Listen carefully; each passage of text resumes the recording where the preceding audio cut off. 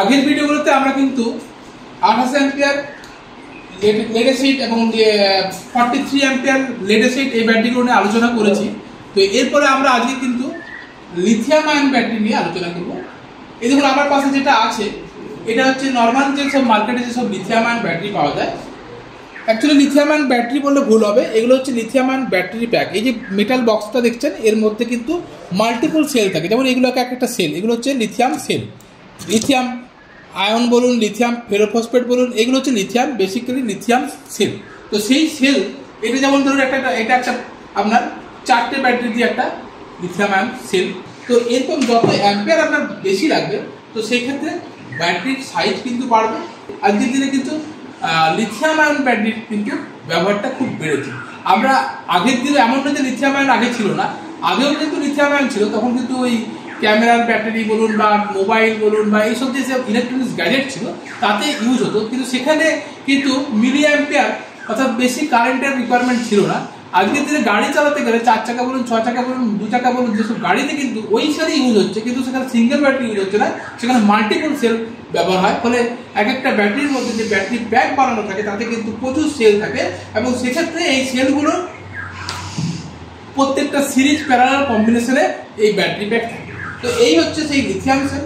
এইবারে আমরা লিথিয়াম চার্জারের কথা বলি। লিথিয়াম দেখুন এটা আমাদের কাছে লিথিয়াম চার্জার, এইটা হচ্ছে লেড অ্যাসিড চার্জার। এই লিথিয়াম চার্জার লেড অ্যাসিড চার্জারের থেকে কিন্তু অনেকটাই ভারী হয়, অনেকটাই কিন্তু হাই অ্যাম্পিয়ার।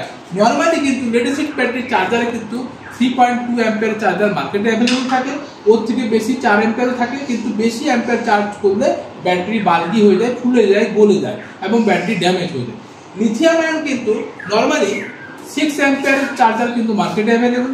আপনি যদি চান 10 অ্যাম্পিয়ার ব্যাটারি চার্জারও পাওয়া যায়, কিন্তু 10 অ্যাম্পিয়ার ব্যাটারি চার্জার হলে সেক্ষেত্রে দেখতে হবে ব্যাটারির গুণগত মানটা বেশি কেমন আছে, না হলে কিন্তু চার্জ করতে গেলে ব্যাটারি কিন্তু গরম হয়, সেক্ষেত্রে কিন্তু অনেক সময় আগুন লাগে। তো এই লিথিয়াম আয়ন ব্যাটারি আজকের দিনে মার্কেটে আমরা দেখছি অনেকেই কনফিউশন থাকে যে লিথিয়াম ফেরোফসফেট, লিথিয়াম আয়ন, অমুক তসুক, এরকম বিভিন্ন রকম ব্যাপার নিয়ে কিন্তু কনফিউজ।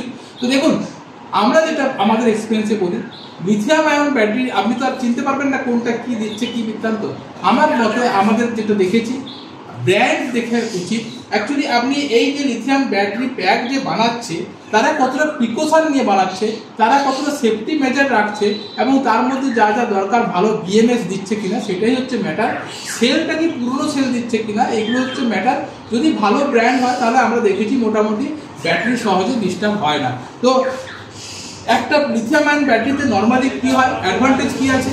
মেইন অ্যাডভান্টেজ যেটা হচ্ছে অনেক হালকা হয়। যেমন ধরুন আমার যদি লেড অ্যাসিড ব্যাটারি 28 অ্যাম্পিয়ারের ব্যাটারি আমাকে নিতে হয়, তাহলে এরকম আমাকে কিন্তু 4টে ব্যাটারি লাগাতে হবে। সেক্ষেত্রে 7 4 28 30 কেজি ওজন হয়ে যায়। 6টা ব্যাটারি লাগালে প্রায় 7 5 35 5টা লাগালে 7 5 35 কিলো ওজন হয়ে যায়। সেক্ষেত্রে লিথিয়াম ব্যাটারিটা কিন্তু অনেকটাই হালকা হয়। অর্থাৎ যারা হালকা গাড়ি চাইছেন তারা কিন্তু লিথিয়াম আয়ন ব্যবহার করতে পারেন। এটা হচ্ছে এর অ্যাডভান্টেজ। সেকেন্ড অ্যাডভান্টেজ এর হচ্ছে যেহেতু এর চার্জিং অ্যাম্পিয়ারটা বেশি, আপনি 10 অ্যাম্পিয়ার দিয়ে চার্জ যদি করেন, সাপোজ 2.8 24 অ্যাম্পিয়ারের যদি ব্যাটারি হয় তাহলে আপনার 2 থেকে 2.5 ঘন্টায় কি হচ্ছে চার্জ হয়ে যাচ্ছে। ফলে আপনি অনেক তাড়াতাড়ি ব্যাটারিটাকে আবার চার্জ করে আরও যেতে পারবেন অনেক দূর। তো সেক্ষেত্রে এটা একটা অ্যাডভান্টেজ।